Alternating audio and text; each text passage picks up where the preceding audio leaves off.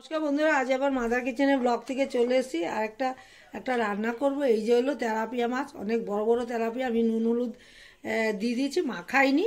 এই যে মাখিয়ে নিচ্ছি। দেখুন মাছটা অনেক বড় ছিল। দুটো মাছ ছিল, দুটো মাছই অনেক বড় ছিল। এই যে আমি মাছটা নুন হলুদ মাখিয়েছি। আমার তেলটা অনেক গরম হয়ে গেছে, মানে যেটুকু প্রয়োজন আর কি, সেই গরম হয়ে গেছে।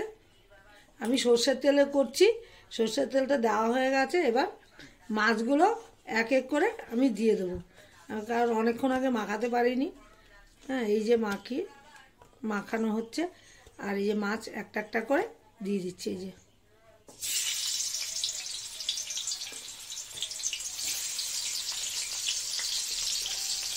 মাছগুলো আমি ভেজে নিই, কী দিয়ে করব এক এক করে বন্ধুদের আমি দেখাবো। এই যে মাছগুলো একদম কাতলা মাছের পিসের মতন, খুব বড় বড়। দেখুন বন্ধুরা, হ্যাঁ, মাছটা আমি ভেজে নিয়ে তারপর দেখাচ্ছি। আমার মাছ ভাজাটা হয়ে গেছে। এই যে পুরো সব মাছ ভেজে নিয়েছি, দুটো মাথা, 4 পিস 5 পিস মাছ ভেজে নিয়েছি। এবার দিয়ে দেবো, এই যে সেই তেলেই দিয়ে দেবো হলো এই কালো জিরা ফোড়ন দেবো। কালো জিরা ফোড়ন দিলাম। আর দিয়ে দেবো হলো এই যে পেঁয়াজ আর টমেটো কেটে নিয়েছি, দিয়ে দেবো। এটা ভাজা হয়ে গেলে আর একটা মশলা দেবো। আমি আগে পেঁয়াজটা দিয়ে দিচ্ছি।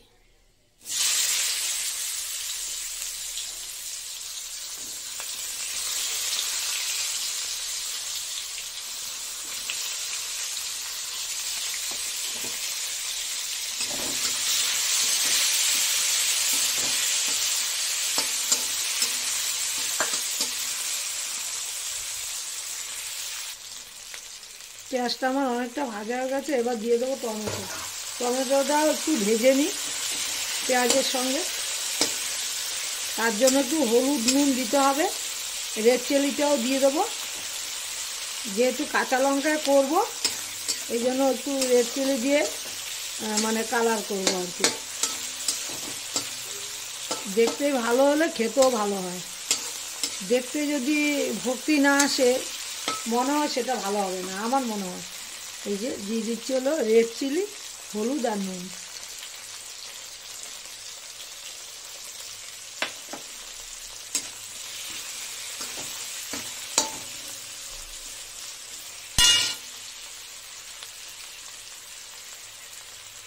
সামান্য আমি একটু প্লেট ধোয়া জল দেবো। এই যে প্লেট ধোয়া জল দেবো।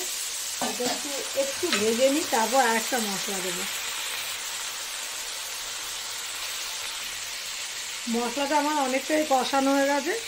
এই যে এটা হলো সর্ষে আর কাঁচা লঙ্কা আর 3-4 কোয়া রসুন দিয়েছি, দিয়ে বেটে নিয়েছি। এই যে শিলনোড়ায় বেটেছি আমি, মিক্সিতে বাটিনি।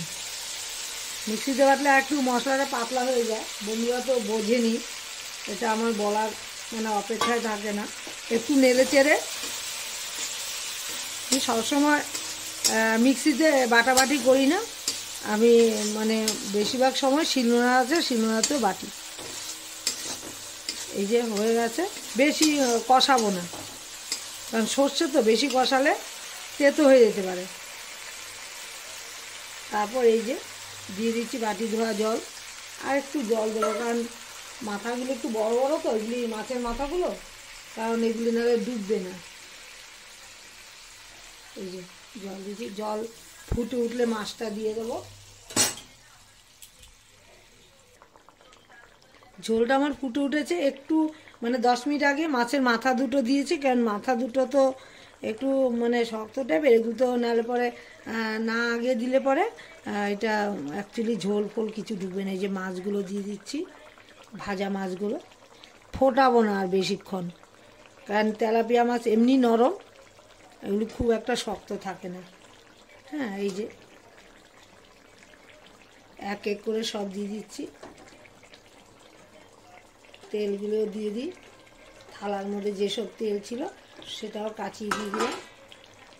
এই সামান্য ফুটে উঠলেই আমি বন্ধ করে দেবো। এপিট ওপিট করলে মাছগুলি মোটামুটি ভালোই ভেজেছি, মানে একদম কমও না আবার বেশিও না। যেমন হয়ে গেছে, দেখতে তো দারুণ হয়েছে। হ্যাঁ, খেতে অবশ্যই ভালো হবে। আর এই যে নামানোর আগে আমি দিয়ে দিলাম হলো ধনেপাতা, বেশি করেই দেব। এই যে আর একটু আছে, ওটাও পরে দেব। এই যে আমার রেসিপিটা কেমন লাগলো, ভালো লাগলে আমার মতো একবার রান্না করে খেয়ে ফেলতে পারেন। একদম চটজলদি রান্না, বেশি সময়ও লাগে না, সব রেডি করে রাখলে একবারে পটাপট রান্না হয়ে যায়। সর্ষে, তেলাপিয়া, পেঁয়াজ দিয়ে করেছি, আর সর্ষে বাটা, আর কিছু দিনই নুন হলুদ ছাড়া। আর হলো আমার মতো একবার করে ভালো, আমার রান্না যদি ভালো লাগে লাইক শেয়ার কমেন্ট করবেন, সাবস্ক্রাইব করতে একদমই ভুলবেন না।